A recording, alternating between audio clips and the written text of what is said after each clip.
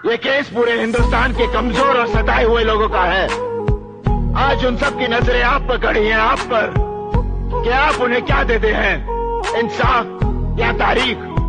अगर आप उन्हें इंसाफ नहीं दे सकते तो बंद कीजिए ये तमाशा, उखाड़ फेंकिए इन कटघरों को, फाड़ दीजिए, जला दीजिए इन कानून की किताबों को, ताकि इंसाफ के ऐसे चक्कर में और लोग तबाह ना हो, बर्बाद ना हो।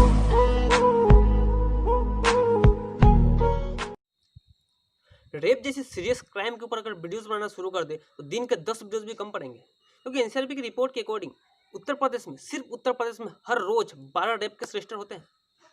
मैंने कहा रजिस्टर होते हैं, और जो केस रजिस्टर नहीं हुए उसे हमने काउंट भी नहीं करा। दोस्तों 14 सितंबर को उत्तर प्रदेश के हाथरस जिले में 19 वर्षीय बहन के साथ ब्रूटल गैंगरेप होता है और 22 सितंबर को उस गैंगरेप का केस रजिस्टर होता है। यानी उत्तर प्रदेश पुलिस को 8 दिन लग गए केस रजिस्टर करने में। प्रॉब्लम यहीं से शुरू होती है, जो अल्टीमेटली एक रेप कल्चर को प्रमोट करता है। दोस्तों जैसे ये न्यूज़ वायरल होती है अक्रॉस इंडिया, कुछ सुपर इंटेलेक्चुअल प्रोजेंट्स उस विक्टिम्स की नेम और फोटोज को सोशल मीडिया पे वायरल करने लग रहे हैं, जबकि उन बेवकूफ़ों को ये पता नहीं है कि किसी भी विक्टिम्स का नेम और फोटोज को डिस्क्लोज करना ये अपने आप में क्रिमिनल ऑफेंस है। दोस्तों बिटर ट्रूथ ये भी है कि जिस दलित ने भारत संविधान को लिखा था, आज वही संविधान का मिसयूज किया जा रहा है एक दूसरे दलित के ऊपर। दोस्तों पीड़िता के मौत के बाद जिस प्रकार उत्तर प्रदेश पुलिस अपने मन मुताबिक उस डेड बॉडी का अंतिम संस्कार किया है, इसे साफ पता चलता है कि डेमोक्रेसी तो दूर की बात, अब बस डिक्टेटरशिप का धब्बा लगना बाकी है। दोस्तों इस वीडियो में स्पेसिफिकली उत्तर प्रदेश की बात करेंगे, जो कि इंडिया का one of the most crime support state बन चुका है। और बढ़ती हुई क्राइम के लिए डायरेक्ट रूलिंग पार्टी पे ब्लेम करने से पहले उत्तर प्रदेश के क्राइम हिस्ट्री को समझना होगा। दोस्तों उत्तर प्रदेश की इतिहास में सबसे पहले हरिशंकर तिवारी और वीरेंद्र प्रताप शाही, ये दो ऐसे माफिया है जो सबसे पहले 1980s के दशक में पॉलिटिक्स में एंट्री करता है और बीएसपी के टिकट पे चुनाव लड़ता है और जीत भी हासिल करता है। ये दोस्तों ये ऐसा पॉइंट है जिसके बाद से ही पॉलिटिक्स का क्रिमिनलाइजेशन होना शुरू हो गया। उसके बाद तो क्या ही कहना दोस्तों, एक से बढ़ के एक क्रिमिनल गैंगस्टर और माफिया पॉलिटिक्स में आते गए और तानाशाही जमाते गए। दोस्तों जिस प्रकार आम जनता के बीच एक सरकारी नौकरी का क्रेज होता है, उसी प्रकार क्रिमिनल्स के बीच भी पॉलिटिक्स में जाने का क्रेज होता है। रास्ते भले ही अलग अलग है पर इंटेंशन एक ही है दोस्तों, जॉब सिक्योरिटी। दोस्तों अगर उत्तर प्रदेश में बात करें तो आपको ये जानकर हैरानी होगी कि उत्तर प्रदेश में बीजेपी के टोटल 312 एमएलए है, जिनमें से लगभग 37% एमएलए का क्रिमिनल बैकग्राउंड रहा है। यानी उत्तर प्रदेश में बीजेपी का टोटल 312 एमएलए, जिसमें से 114 ऐसे एमएलए है जो क्रिमिनल बैकग्राउंड से ताल्लुक रखते हैं।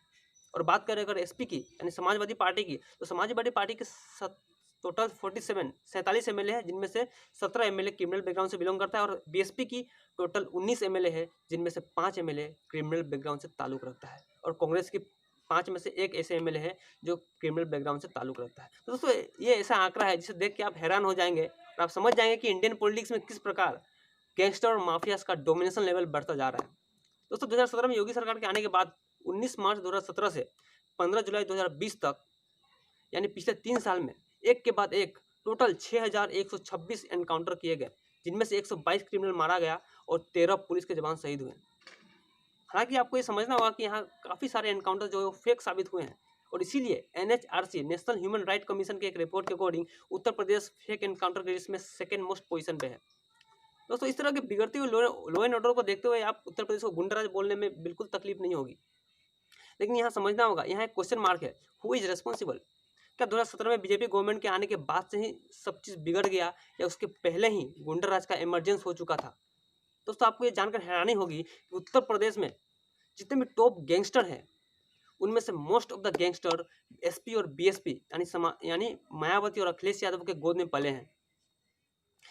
चाहे वो मुख्तार अंसारी हो, चाहे अतीक अहमद, ये दो ऐसे गैंगस्टर है दोस्तों जिसे मायावती ने 1996 में अपने पार्टी से टिकट दिया था, और अतीक अहमद जो समाजवादी पार्टी से बिलोंग करते हैं। उनकी एक अलग ही खासियत है दोस्तों, जेल के अंदर से सबसे ज़्यादा चुनाव लड़ने का एक्सपीरियंस, सबसे ज़्यादा चुनाव लड़ने का रिकॉर्ड इनके नाम है दोस्तों। और लेटेस्ट अपडेट के अकॉर्डिंग योगी सरकार ने इन गैंगस्टर्स के ऊपर सफाई अभियान शुरू कर दिया है। अगर बात करें मुख्तार अंसारी की, तो 27 अगस्त 2020 को मुख्तार अंसारी की लगभग 100 करोड़ की प्रॉपर्टी को जब्त कर ली गई है। उनकी इलीगल कंस्ट्रक्शन को भी डेमोलाइज कर लिया गया है। और अतीक अहमद की पिछले 30 दिनों में दोस्तों लगभग 300 करोड़ की प्रॉपर्टी को सील कर लिया गया है। इस तरह उत्तर प्रदेश में कुछ गैंगस्टर्स के ऊपर सफाई अभियान चलाया जा रहा है। खैर दोस्तों, हाथरस गैंग रेप के बाद उत्तर प्रदेश में लॉ एंड ऑर्डर के ऊपर सवाल उठना शुरू हो गए हैं। बीती रात निर्भया के वकील सीमा कुशवाहा को उत्तर प्रदेश के हाथरस जिले में उस पीड़िता के परिवार से मिलने से रोक दिया गया और आज तमाम मीडिया वालों को भी वहां जाने से रोक दिया गया। यानी डेमोक्रेटिक कंट्री में आप इस तरह के सिनेरियो इससे पहले कभी नहीं देखा होगा, जहां आपको अपने फंडामेंटल राइट्स को यूज करने से भी रोका जा रहा है। खैर दोस्तों, राहुल गांधी और प्रियंका गांधी पीड़िता के परिवार से मिलने कल आ रहे थे, जहां उनको यमुना एक्सप्रेस वे में रोक लिया गया, जहां उनको फिर उनके बाद उन्होंने पैदल चलना शुरू किया, फिर उनको लॉ एंड ऑर्डर का हवाला देते हुए उनको अरेस्ट कर लिया गया। दोस्तों, अगर पूरे सिनेरियो को अगर रियलिटी टेस्ट करें तो यहाँ क्लियरली साबित होता है कि राहुल गांधी हाथरस इसलिए जाना चाहते थे ताकि वो पॉलिटिकल अटेंशन गेन कर पाए, क्योंकि अगर वो रियलिटी में सहानुभूति दिखाना चाहते होंगे तो राजस्थान के बारन में भी एक 2 बहन के साथ रेप हुआ जहां वो नहीं गए, क्योंकि वो कांग्रेस डोमिनेटेड स्टेट है। अगर वहां वो जाते, मीडिया अटेंशन में आ जाते, लाइमलाइट पे आ जाते और खुद की कांग्रेस पार्टी की बेइज्जती होती। तो दोस्तों, इस तरह आप समझ सकते हैं कि किसी भी पॉलिटिकल पार्टी, चाहे वो कांग्रेस हो या बीजेपी, हर मुद्दों को उसी डायरेक्शन में ले जाना चाहती है जिस डायरेक्शन में वो पॉलिटिकल पॉइंट ऑफ व्यू से फिट बैठती हो। खैर दोस्तों, एनसीआरबी ने 2019 की क्राइम रिपोर्ट को रिलीज कर दिया गया है, जिनमें से सबसे ज़्यादा राजस्थान में यानी 5,997 केस रजिस्टर हुए हैं, रेप केसेस रजिस्टर हुए हैं 2019 में। और उत्तर प्रदेश सेकंड रैंकिंग पर है दोस्तों, जहां टोटल 3,065 रेप केस रजिस्टर हुए हैं 2019 में। दोस्तों, ये आंकड़ा को देखते हुए आप समझ सकते हैं कि अगर वर्तमान कानून व्यवस्था में अगर रिफॉर्म नहीं किया गया तो ये आंकड़ा और भी बढ़ेगा 2020 में। दोस्तों, बात करते हैं कि रेप और मर्डर जैसे सीरियस इश्यूज को रोकने के लिए मोदी गवर्नमेंट को किस मास्टर प्लान के साथ सामने आना चाहिए। दोस्तों, नंबर 1, एजुकेशन पॉलिसी रिफॉर्मेशन। तो हाल ही में न्यू एजुकेशन पॉलिसी आई है, जिनमें से रियल लाइफ के मेन ऑब्जेक्टिव्स को इंक्लूड ही नहीं किया गया है, चाहे वो मॉरल एजुकेशन हो या फिर डिफेंस नॉलेज। दोस्तों, इन रियल इश्यूज के बगैर एजुकेशन पॉलिसी की दोस्तों सबसे बड़ी ड्रॉबैक्स है। नंबर 2, अगर कोई भी रेपिस्ट क्लियरली आइडेंटिफाइड है तो ऐसी सिचुएशन में सीधा ठोको, गोली मारो, चौराहे पे टांग के, क्योंकि जब तक दहशत नहीं होगी ये डरेंगे नहीं। खेल खत्म करो, गंदी नाली के कीड़े जितने पनपेंगे उतने माहौल खराब होगा। नंबर 3, अगर रेपिस्ट क्लियरली आइडेंटिफाइड नहीं है तो इस सिचुएशन में उस विक्टिम्स के परिवार को, उस विक्टिम्स को जस्टिस दिलाने के लिए फास्ट ट्रैक कोर्ट का होना जरूरी है। दोस्तों, ये हम लोग बेसिकली समझेंगे फास्ट ट्रैक कोर्ट होता क्या है। फास्ट ट्रैक कोर्ट दोस्तों एक ऐसी स्पेशल केस है जहाँ स्पेसिफिक केसेस की स्पीडी ट्रायल होती है।